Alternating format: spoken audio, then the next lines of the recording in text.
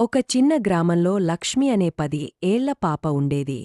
ఆమె హృదయం ప్రేమతో నిండింది.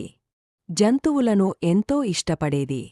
కాని ఒక చిన్న కోడిపిల్లలా కనిపించే నాటి పొట్టిదూడ గౌరికి మాత్రం ఆమెకు ప్రత్యేకమైన అనురాగం. గౌరి పుట్టిన కొద్ది రోజుల్లోనే తల్లిదూడ మరణించింది. అలాగే లక్ష్మి కూడా చిన్నప్పుడే తల్లిని కోల్పోయింది. ఇద్దరికీ అమ్మ ప్రేమ తక్కువే. కాని ఒకదానిలో ఒకదానికి ప్రేమను కనుగొన్నారు. ప్రతి ఉదయం లక్ష్మి గౌరికి తాజా గడ్డి తినిపించేది. ప్రతి సాయంత్రం గౌరి లక్ష్మిని వెంటాడుతూ తిరిగేది. ఒకరోజు రాత్రి గౌరి అకస్మాత్తుగా అస్వస్థంగా అయింది. ఏమీ తినలేదు. మెల్లగా మూలుగుతూ పడుకుంది. లక్ష్మి బాధతో రోదిస్తూ పక్కన కూర్చుంది. తన ఒంటిపై ఉన్న దుప్పట్టిని తీసి గౌరికి ఉడమేసింది.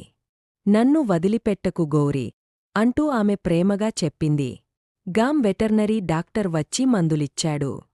రాత్రంతా లక్ష్మి ప్రార్థిస్తూ గౌరిని నిద్రపెట్టింది. ఉదయం గౌరి క్రమంగా లేచి మెల్లగా మూలుగింది. లక్ష్మి ఆనందంతో ఆ దూడను ఒడిలోకి తీసుకుని కన్నీటి కళ్లతో నవ్వింది. ఆ రోజు నుండి వాళ్ల బంధం మరింత బలపడింది. అమ్మ ప్రేమ కోల్పోయిన ఇద్దరూ ఒకదానిలో ఒకదానిని చూసుకున్నారు.